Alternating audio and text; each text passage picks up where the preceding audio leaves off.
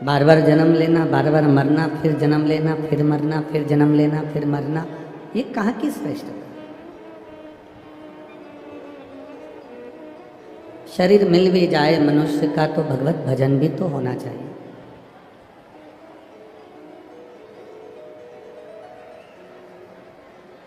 आज इतने बरसते हुए पानी में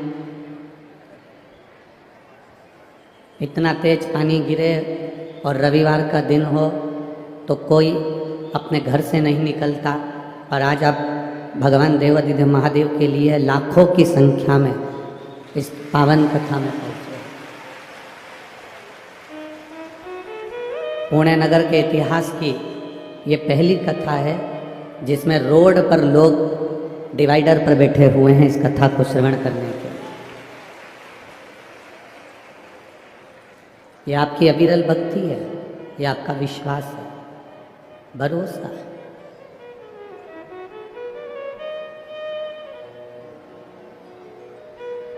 बाबा देवाधिदेव महादेव की कथा में आप जहाँ जिसको जगह मिल रही है वो छाता लगाकर, पन्नी लगाकर, वृक्ष के नीचे जहाँ जैसी जगह मिली वहाँ बैठा है। पर आप ये विश्वास मानना कि आपने छाता नहीं लगाया है, ये तो भोलेनाथ जी की कृपा का छाया आपके ऊपर पड़ी है।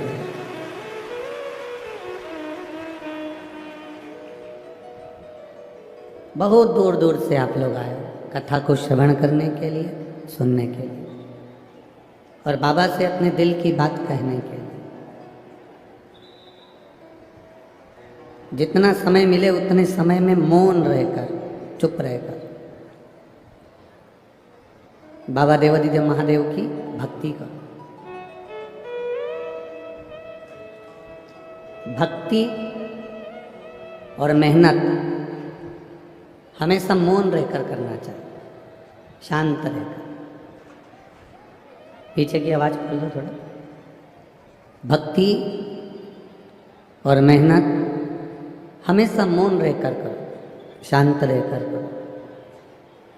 भक्ति और मेहनत जितनी शांत रहकर करते हो, तरक्की उतनी शोर मचाकर तुम्हारे सामने प्रकट होगी, उतनी शोर मचाकर प्रकट।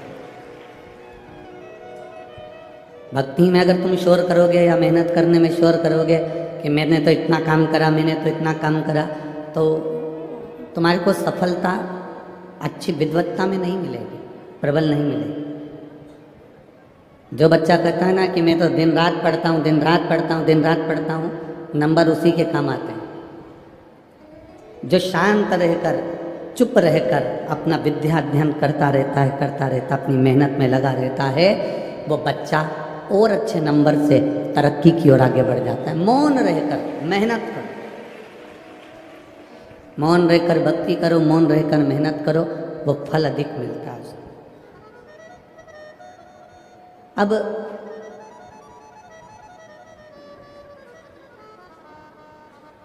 मिल गया शरीर मनुष्य का, वो मनुष्य का शरीर मिलने पर भी हम भगवत भजन ना कर पाए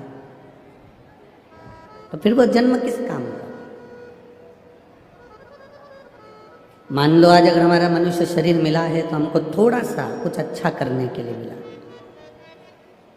कई लोग कहते हैं गुरुजी हमें दुनिया के लोग बहुत ठोकर लगा रहे हैं। कोई कहता है गुरुजी हम बड़े कष्ट में जीवन जी रहे हैं। कोई कहता है गुरुजी हमें बड़ी तकलीफें हैं, बड़ा दुख है हमारी जिंदगी, हम बहुत कष्ट की जिंदगी जी रहे। हम आपसे कहें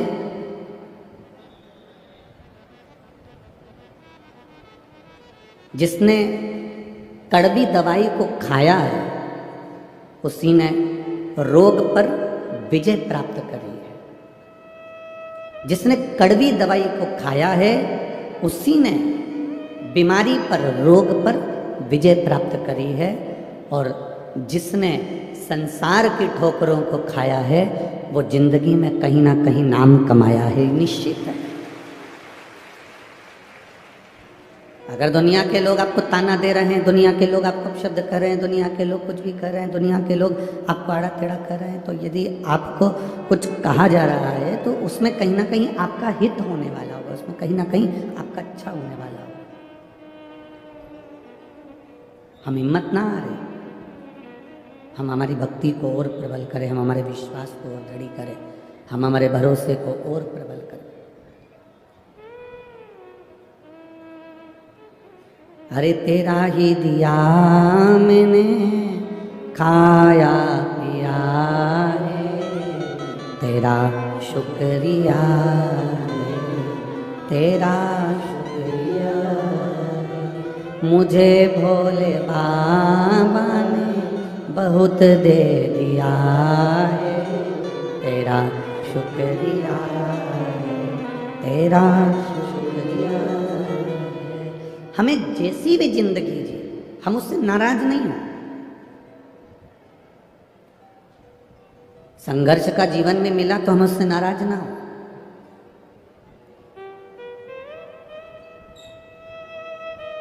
संघर्ष की जिंदगी भी मिले तो हम कभी नाराज ना हो। उसने दिए, कुछ अच्छा सोच कर दी होगी, कुछ अच्छा समझ कर दी होगी, कुछ अच्छा विचार कर दी होगी, कुछ अच्छा सोचा होगा हमारे लिए उस परमात्मा ने, कुछ अच्छा विचार करा होगा उस परमात्मा ने हमारे लिए।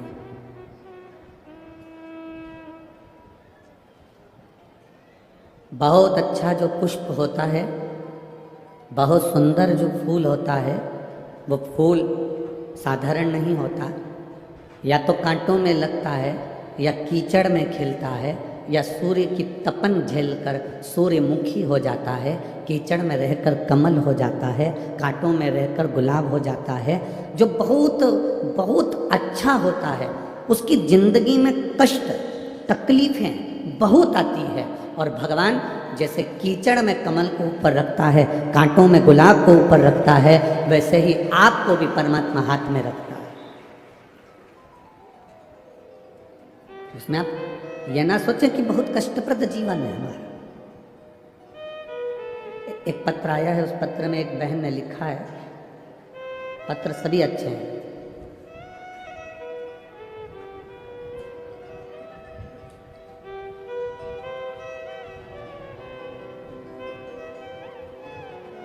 संध्या मुकेश अग्रवाल, सांगवी पुणे। कहीं बैठी हो तो हाथ हिला सकती हैं। अगर कहीं बैठी हो तो अपने दोनों हाथ हिला सकती हैं। संध्या मुकेश अग्रवाल, सांगवी पुणे। कहीं बैठी हो तो हाथ हिला सकती हैं। सांगवी पुणे, अच्छा इधर है क्या? हाँ, कैमरे वाले अगर कवर कर सकते हो तो कर लें, नहीं तो एलईडी वाले कवर करें उसको। नीचे थोड़ा कैमरा करके एलईडी वाले कवर करें। एक बार हाथ हिला तो संध्या बहन। मैं संध्या मुकेश अग्रवाल, सांगवी पुणे से। हम लोग सांगवी पुणे से हैं गुरुदेव। मैं आपकी कथा 2 साल से सुनती आई हूँ। मेरा सांगवी पुणे में कपड़े का होलसेल का दुकान है, वही चलाते हैं। मेरे बाएं हाथ की एक उंगली में हड्डियों में सितंबर 2022 में बहुत बड़ा इन्फेक्शन हो गया। मैंने सब डॉक्टरों को पुणे के दिखाया। आखिरी में 15 नवंबर को 9 दिन तक पुणे के हॉस्पिटल में रहने के बाद डॉक्टरों ने कहा कि इसका इलाज समझ में नहीं आ रहा, कि ये तुम्हारी उंगली बेकार हो रही है और इसमें इन्फेक्शन ज़्यादा बढ़ गया है और ये उंगली बहुत ही ज़्यादा बेकार हो गई है, इसको तुम हैदराबाद ले जाओ। हम डॉक्टर के कहने पर बेंगलोर चले गए, हैदराबाद गए। फिर हैदराबाद के बाद में हम लोग बेंगलोर गए और बड़े बड़े लैब में जांचें कराई, पर मेरी उंगली ठीक नहीं हुई। कुछ समझ में नहीं आ रहा था डॉक्टरों को। सारे डॉक्टरों ने जांच करी पर कुछ समझ में नहीं आया कि ये इन्फेक्शन कैसा है कि कुछ दिख नहीं रहा। उंगली पूरी तरह से बेकार होने लगी। ऑपरेशन के लिए डॉक्टरों ने बोल दिया कि इस उंगली का ऑपरेशन होगा और उसकी तैयारी करो। फिर उस उंगली से हम मालूम करेंगे कि इसमें बीमारी क्या हो रही है। पर घबराहट हुई, क्या करा जाए। उसकी जांच करने के लिए उसमें से थोड़ा सा भाव निकालकर और उसको भेजा गया। जांच होना प्रारंभ हुई। रिपोर्ट कुछ समझ में नहीं आ रही थी। अब करें क्या? तभी हमारी ये पड़ोसन ने कहा कि ये काम करो, शिव जी के मंदिर जाया करो, जल चढ़ाया करो। उसने कहा मेरे हाथ में इतनी तकलीफ है, जल कैसे चढ़ाऊं? मैं एक हाथ में पानी का लोटा लेकर उसके कहने से जल चढ़ाने शंकर जी के मंदिर जाने लगी। शिव जी को एक हाथ से जल चढ़ाती थी, दूसरा हाथ मेरे महादेव का पानी जहाँ से बहकर जाता था उस पानी को झेल कर दूसरे हाथ पर मंदिर के बाहर बैठकर डाल लिया करती थी। गुरुदेव, शिव जी पे जल चढ़ाकर उस पानी को झेल कर मैं अपने उंगली पर डालती। डॉक्टर अपनी जांच करे, मैंने बाबा से बस इतनी प्रार्थना करी कोई रोग ना निकले बाबा और मेरी उंगली ठीक हो जाए। बाबा का मैं क्या गुणगान करूं गुरुदेव। आप कहते हो बाबा 3 महीने में सुनता है, मेरे बाबा ने 15 दिन में मेरी उंगली को ठीक कर दिया। एक बार दोनों हाथ हिला दो बहन। श्री शिवाय नमस्तुभ्यम। मैं संध्या मुकेश अग्रवाल सांगवी पुणे से शिव तत्व की प्राप्ति इसको कहते हैं। इसमें एक लाइन उन्होंने लिखी, मैंने जब पूना के डॉक्टरों को वापिस मेरी जांच दिखाई, उंगली दिखाई, तो डॉक्टर भी आश्चर्य में पड़ गए कि ये उंगली इतनी जल्दी ठीक कैसे हो गई, जिसका ऑपरेशन होना था और जिसकी बीमारी का भी ठिकाना नहीं था। ये शिव तत्व है, हो गई है।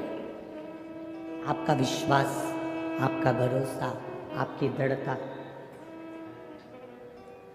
आपका विश्वास, आपका भरोसा, आपकी दृढ़ता मूल होती है। सबसे मूल है आपका विश्वास, आपकी दृढ़ता। हमें लगता है कि हमने एक डॉक्टर को दिखा लिया, अब उसने जो बोल दिया वो हमने करा। जाओ डॉक्टर तक। डॉक्टर भी शिव का रूप होते हैं, डॉक्टर भी शंकर का एक स्वरूप होते हैं। डॉक्टर के पास जरूर जाना चाहिए, दिखाना जरूर चाहिए, पर डॉक्टर के पास जाने के बाद जो दवाइयाँ लेकर आओ, डॉक्टर से कह कर आओ, उसके बाद में शंकर के मंदिर जाना मत छोड़ना, उस पर चढ़ाया हुआ जल आचमन करना मत छोड़ना। डॉक्टर भी दवाई देता है तो मेरा काल अधिपति महाकाल भी दवाई देता है, वो भी औषधि प्रदान करता है।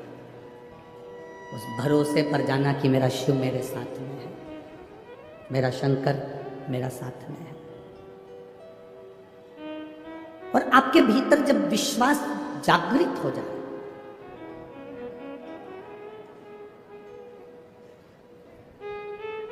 दूसरे नंबर पर जो अष्ट विनायक में गिने जाते हैं वो सिद्धि विनायक गिने जाते हैं। बोलो सही है? अरे जम के तो बोलो। दूसरे नंबर पर अष्ट विनायक में सिद्धि विनायक गिने जाते हैं।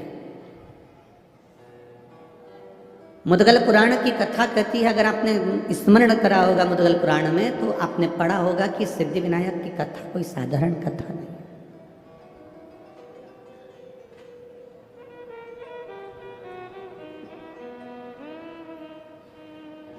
और सिद्धि विनायक मंदिर की विशेषता, उसका ज्ञान, उसका स्मरण हमसे ज्यादा तो आपको आता है, क्योंकि आप पुणे के रहने वाले हैं। वो मराठी में क्या कह सकते हैं? सिद्धि विनायक मंदिरची माहिती तुमच्या चांगली आहे।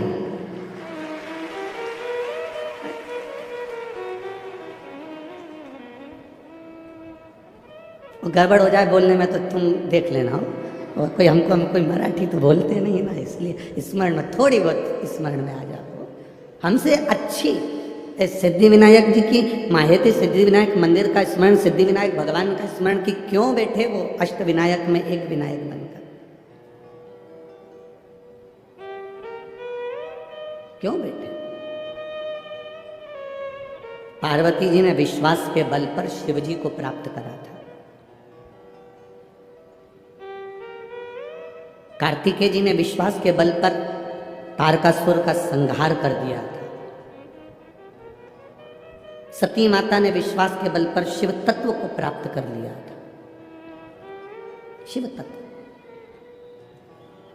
जितने यहां आए हैं कथा सुनने के लिए, जितने आस्था चैनल पर कथा सुन रहे हो, जितने फेसबुक यूट्यूब पर कथा सुन रहे हो, तुम्हारा विश्वास जिस दिन दृढ़ हो गया उस दिन परमात्मा मिल गया।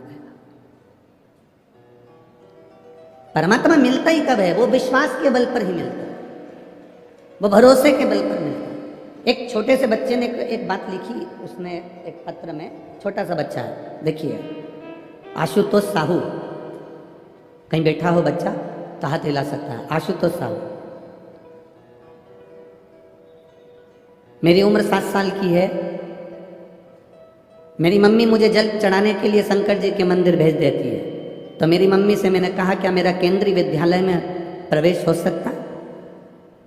मेरी माँ ने कहा अगर तू शंकर का भजन करता है तो तेरा केंद्रीय विद्यालय में हो जाएगा।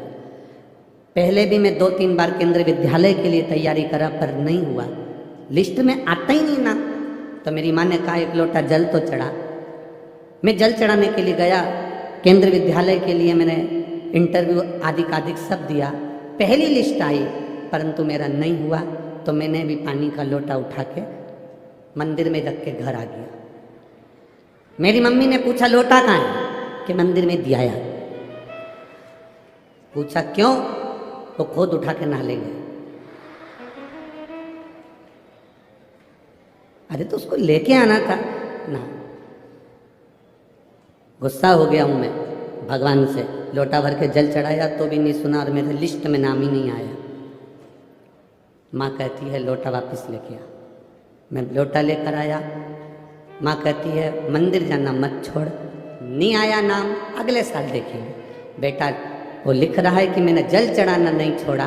बाबा की कृपा का क्या गुणगान करूं गुरुदेव। मेरा एक केंद्रीय विद्यालय में नहीं 3 केंद्रीय विद्यालय में नाम आ गया। ये शिव तत्व है। ओ घड़ी शंभो, देवता देते हैं पल्ला झाड़ कर और मेरा महादेव देता है छप्पर फाड़ कर। जब दिया मेरे महादेव ने कम नहीं दिया, जिसको दिया वो थोड़ा नहीं दिया। जब वो देता है तो बहुता में देता है, बहुता। वो देता है तो बहुता में देता है।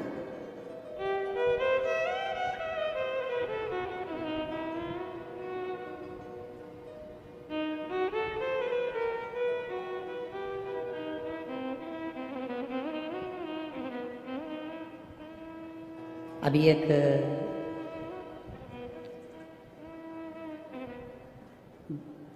टीआई साहब से उन्होंने हमसे कहा कि गुरुजी आपकी एक लोटा जल बहुत कृपा करने वाला है। जब जब कोई उलझा हुआ व्यक्ति दिखता है तो हम उसको भी कह देते हैं कि तुम्हारे घर के लोगों को बोलो कि एक लोटा जल शिव जी को चढ़ाएं तो शंकर जी राह जरूर दिखाएंगे, शिव राह जरूर दिखाएंगे। हम लोगों से कह देते हैं कि उस जल में कुछ तो है। बाबा सुनता किसकी नहीं है। कई लोग आते हैं यहाँ पर, कई लोग बैठे भी होंगे जिन्होंने पशुपति व्रत भी करा होगा, जिन्होंने लोटा भर के जल भी चढ़ाया होगा, प्रदोष का व्रत भी किया होगा और भोलेनाथ जी नहीं सुने होंगे तो उसको दिल भी दुखा होगा। सुनता किसकी नहीं है? जो केवल जल चढ़ा रहा है, जो केवल मंदिर तक जा रहा है। भगवान किसकी नहीं सुनता? अच्छे से सुनो। जो केवल जल चढ़ा रहा है, केवल मंदिर तक जा रहा है, मंदिर तक शरीर भी